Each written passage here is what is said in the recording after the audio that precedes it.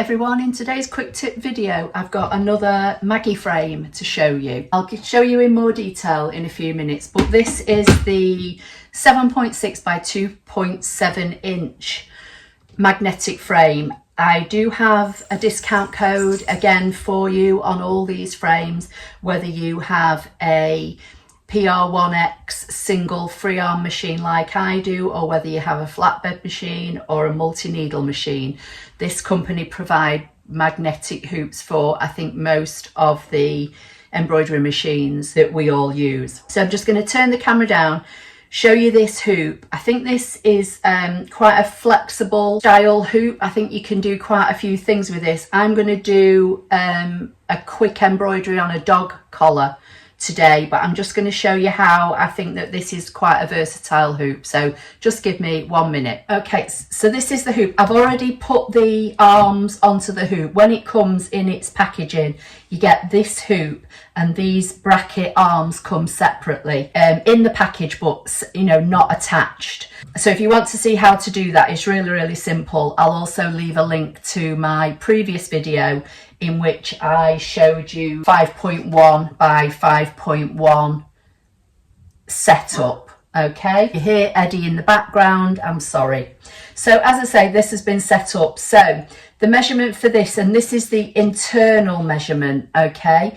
So it's 7.6 inches high and 2.7 inches wide, or if you want that in millimeters, it's 195 millimeters high by 70 millimeters wide. I've already set this hoop up in my Embroidery Essential software with those internal dimensions, so that when I then come to design in the future and want to stitch something out, I know that I've got these internal measurements. These hoops on the inside are slightly angled kind of inwards a bit more, so if you measure from edge to edge, it might be slightly different than if you measure from bottom to bottom. So it gives you the internal measurements, and I have checked them with a ruler. Basically, the way I did this, I just got a ruler and I put it on the underside. I put this internal bottom rim on the 0 and then measured to what it was down here. As I say, I've already set that up, but let me just show you this particular hoop you could use in several ways. So I'm going to take it apart. They are very strong magnets, so when you do take them apart, do be careful. There are warning signs on them that if you have a pacemaker or anything like that, you know, not to use them. So this is a sweatshirt that I previously embroidered. So if you wanted to do a left chest logo, you could use this hoop.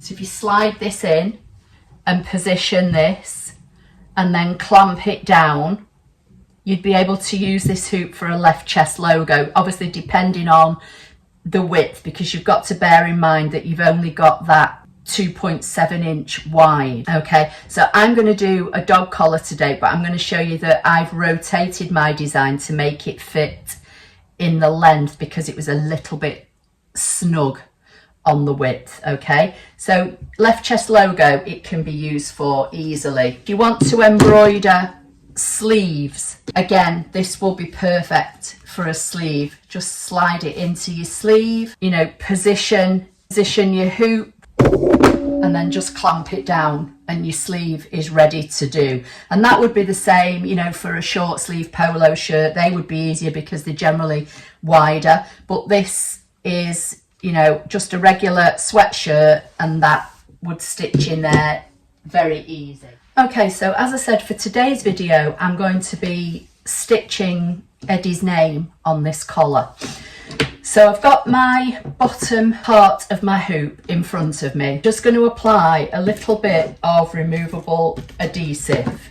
That just helps hold the stabilizer in place, especially if you're doing something like a garment or a sleeve. You could put this down and put some masking tape on the edges and just fold it under. It's entirely up to you, but I'm just going to position this piece of stabilizer like so, and then I can see in the middle of the hoop, there are like little silver magnets. So I'm going to position the dog lead in the middle of the hoop and then just clamp it down. That's in there nice and tight. So I'm going to take this to my machine and set up the positioning of the name, and then I'll stitch it out. Okay, so I've put the hoop into the machine and I've positioned my name. Now this dog collar is in total, it's about 1 inch wide, but there's like a ridge on either side, so I've only got about 3/4 of an inch to play with. So I've rotated the name on my screen so it will stick lengthways rather than from side to side, and I've made it smaller so that hopefully it should stitch in this padded section in the middle. I've done a trace, it seems to be okay, so I'm just going to set the machine off and let's see what happens.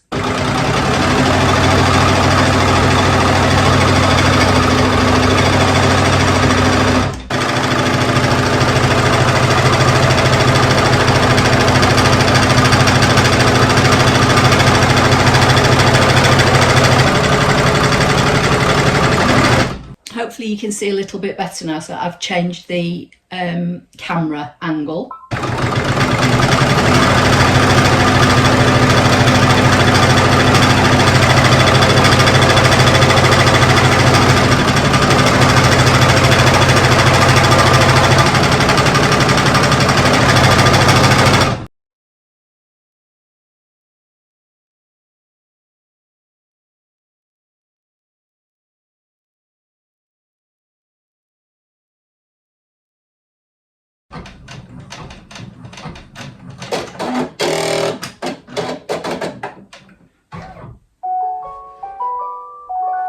Okay, that's finished. I'm going to unhoop this and we'll see how it's looking. Sorry, I took it out of the hoop and I wasn't recording. So there it is.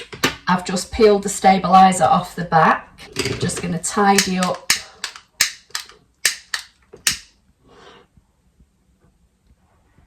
any loose threads.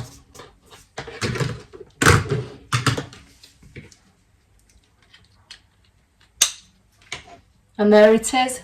Done. So that was just a quick video showing how I've embroidered this dog collar using this slim 7.6 by 2.7 inch wide magnetic Maggieframe, and you know, also explaining that this would be great for doing left chest logos or especially sleeves. It would be good for.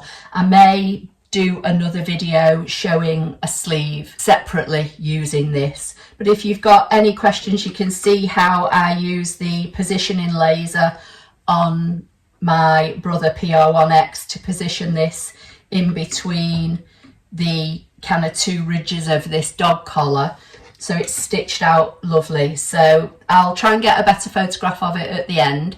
I hope you found that helpful. As I say, I do have a discount code. These Maggieframes are a lot cheaper than some of the other magnetic frames that you'll find on the market, and I also do have a discount code, so I'll put it in the description of the video. I'll put it on screen as well, and you can get yourself an extra discount using my code. Anyway, that's today's video. I hope you liked it. I'll see you in the next one. Bye for now.